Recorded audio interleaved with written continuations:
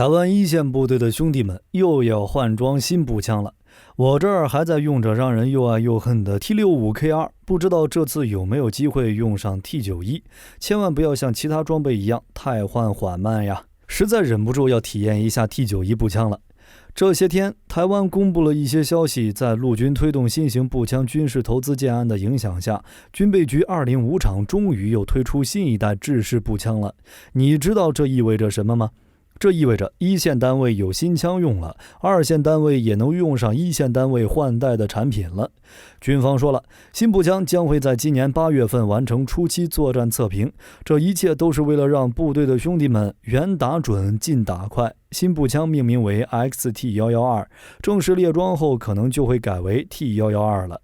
有望今年跟大家见面，预计2024年就会开始装备了。目前，台湾一线作战部队以及主要战斗支援部队基本都是采用 T91 作为制式步枪，部分二线部队与教召部队则是采用前一代 T65K2 步枪配置。不过，让火力军想象不到的是，有些单位甚至还在用着更早期的 T65 步枪。不知道57式步枪还有没有部队在用？如果还有的话，那就有点过分了。目前整项建案正在有序进行着，接下来台湾就会慢慢汰换 T91 与 T65K2 了。当然 T91 绝对是会下放二线单位的，只是这个慢不知道会有多慢，只要不像之前换数字迷彩一样就好，这要求不高吧。顺便问一句，有没有哪位兄弟现在还在部队？前段时间火力军做的台湾单兵装备大升级里面提到的装备有没有都给换上？距离上次换装 T91 已经过去20年，现在换装 XT112 也基本在意料之内。换装的目的也是为了应对未来战场环境，毕竟台湾以后面对的有可能会是城镇战之类的巷战，所以选择更加适合此类环境作战的装备也是这次研发的重点之一。为了提高士兵远打准、近打快的作战能力， XT112 也遵照了重量轻、易携带、结构坚固、耐冲撞以及射程远等需求，按照自主原则并逐步汰换现役老旧步枪。当然，这里面还有一个重点需要注意，步枪本身的铁瞄虽说基本能满足瞄准需求，但城镇战或者局限性更高的室内战，看重的还是近距离下的快速交接，敌人可不会给你时间用铁瞄慢慢瞄。这一点美国那边早就经验丰富了，美军也证实了巷战还是光学瞄准镜好用，不管是让士兵快速瞄准射击，还是在狭窄空间内快速换肩射击，光学瞄准镜都要大大优于传统铁瞄，所以光学瞄准镜早就是欧美国家标配之一了。而台湾就比较可怜了，目前也只有一些特勤队等单位常态使用，就连特种部队等单位也只有在执行任务或者训练的时候才有机会用上，其他兄弟部队更可怜了，真搞不懂，想着重提高巷战能力又不愿意给部队装上这东西，所以常常让人诟病也是有原因的。军方也是要面子的，不能总在这种地方掉链子。所以这一次一线部队除了换装 XT112 以外，也会同步采购红点瞄准具与先进光学瞄准镜，来和先进步枪进行搭配，毕竟好马配好鞍。这里面先进光学瞄准镜预计会采用1:6可变倍率，最远可观测到1200米。不过火力军有个疑问，看这么远打得中吗？这个疑问先放这儿吧。虽然目前火力军还没有看到关于 XT112 战斗步枪的外形、重量、长度以及弹药口径等详细信息，不过根据火力军的猜测，目前美国也刚刚采购口径改为 6.8 毫米的 XM5 和 XM250 次世代班用武器，预计还得好几年才能慢慢在美军普及。所以台湾直接淘汰现役 5.56 毫米、7.62 毫米弹药，而选择 6.8 毫米口径不太现实，让美军先实验实验新口径好不好用，再让部队的兄弟们用吧。所以在火力军看来，这次换装新装备主要还是着重于提升单兵未来城镇战能力。不仅如此，台湾还有一把新步枪出现了，也就是 XT108 狙击步枪。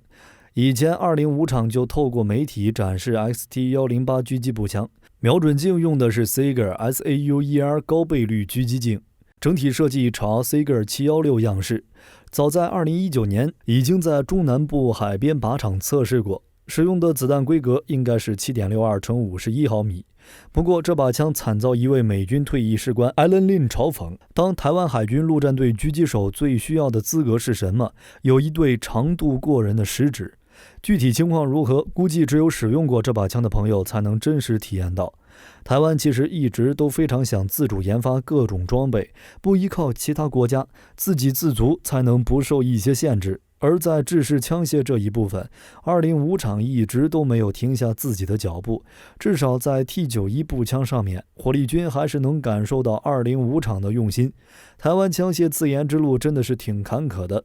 而且每次研发基本都是跟随着美国的脚步，毕竟自主研发首先要做的就是先模仿优秀枪械。1959年，美国就开始改良 M1 步枪，研发新型制式装备。虽说研发出来的 M14 可以进行自动射击，但因为使用 7.62毫米子弹，所以在射击时后坐力有点大，这样下去可不是办法。于是美军就想着取消全自动射击好了。结果呢，在越南战场面对北约那些 AK-47 的时候，拿着 M114 步枪的美国士兵经常被北约的 AK-47 按在地上摩擦，这下有些憋屈了。美军为了改变前线劣势，就紧急采购了一批 5.56 毫米口径的 M16 步枪。至于让美军丢脸的 M14，直接被停产了。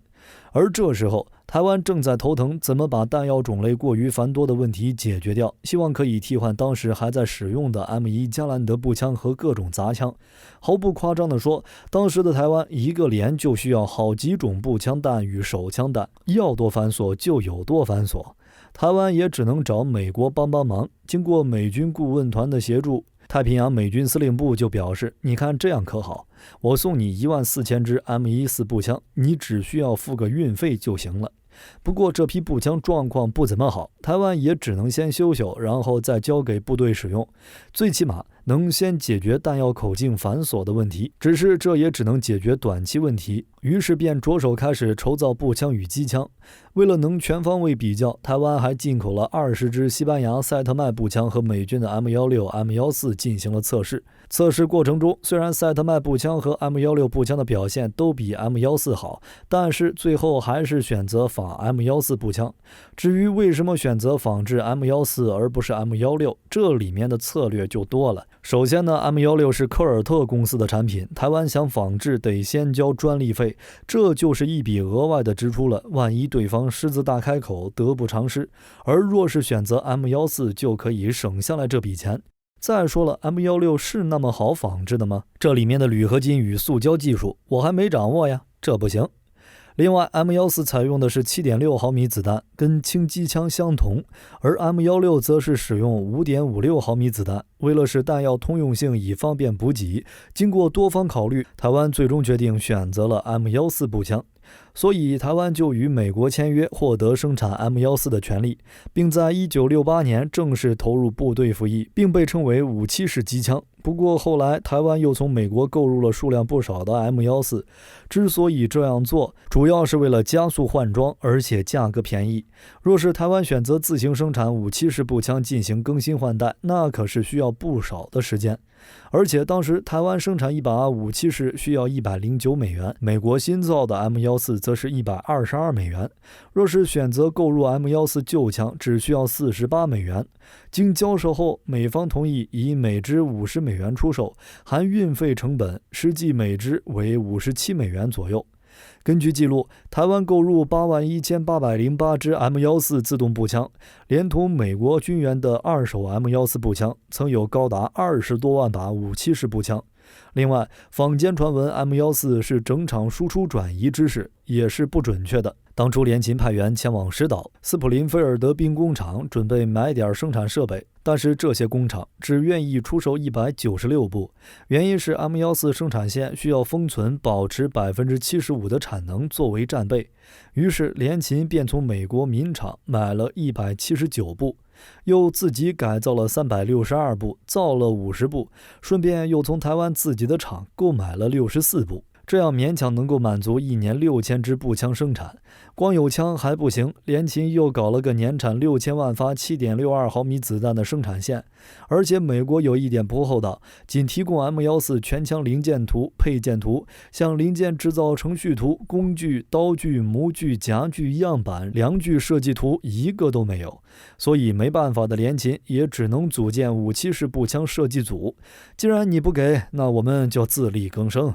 由于武器式步枪是台湾第一次进行仿制，所以在部队服役状况很多，后坐力大，全自动射击难以控制。不过全自动这类问题美军也有。另外，美国还不允许联勤修改设计，再加上台湾当时自研枪械刚刚起步，这枪一开始生产就问题不断，部队也是难获好评。但这在火力军看来很正常，第一次尝试败了也不可怕。说到底，这枪就不适合亚洲人使用，更别说适应现代战场了。所以台湾就立即以 M16 与 AR-18 突击步枪为蓝本，着手开始研发新的枪械。处于摸索状态的联勤根据这2把枪设计出了64式步枪，外形上基本是仿制的 M16， 为了简化生产过程还取消了提把，后来又因为工艺问题把 M16 原本左右2片结合的三角形截面护木改成上下2片的长方形截面护木。M16 的右侧辅助推击柄也被取消了，增加了折叠夜间瞄准具。内部结构方面，64式采用了 AR-18 短行程活塞保护护木设计，其余绝大部分为 M16 步枪设计。另外也加入了夜间准星与罩门设计。这就是 T65 步枪的前身。T65 步枪使用6条右旋膛线，采用 5.56 毫米口径子弹，可发射北约标准 SS109 子弹。首批 T65 在生产了1000支后，便开始逐步装备在部队试验。不过由于 T65 护木散热效果不佳，此外还有卡弹、零件易故障等问题。为了改良 T65 护木散热不佳问题，小改款步枪护木加装铝制隔热片，成为 T65K1 步枪。不过 T65K1 只生产2万多支，就由 T65K2 步枪所取代。T65K2 根据美军 M16A2 的使用经验持续改良，外形最大不同点是增设类似 M16 步枪的提把，方便士兵携行，也可以加装辅助瞄器。此外还增加3发点放射击模式。T65 步枪除了军警单位使用以外，台湾高中军训课程也使用了枪管封死的教学用 T65K2 步枪，生产数量超过50万支。在换装 T91 步枪后， T65K2 步枪移交后备部队使用。另外 T65 还曾外援海地、哥斯达黎加、巴拿马、巴拉圭等。在海地冲突中，经常可见海地政府军与民兵都使用 T65 步枪。在1987年，联勤向台湾军方交付 T65K2 步枪列装，这一年的 T65K2 是第一批制造型号。随着时间推移，台湾打算在2000年把第一批 T65K2 退役。在此之后采用的替代枪械，并不是其他人所想的生产一批新的 T65K2 步枪，而是选择设计新型枪械。不得不说，经过前面几次枪械研制，联勤获得了极大自信，于是便在军方搞成与联勤205厂的拳头下，一个名叫 XT86 的计划出炉。这把枪只针对海军陆战队、空中特种部队以及其他特种作战部队的需求，计划在2000年以前开发出一款新型单兵武器。计划提出以后，联勤205厂从一开始研制 XT86 就打算研制一款全新的武器，以突击步枪为开发的主要构思，并以重量轻、价格低、构造简单为目标来设计这款新武器，并且也能积累 T65 系列步枪开发的经验，这才是台湾枪械发展中的最大宝藏。计划立案阶段，甚至有些人异想天开地提出无壳弹的设计，怀疑是受那时结束没多久的 ACR 计划思想的影响。当然，这个计划很正常的没有通过。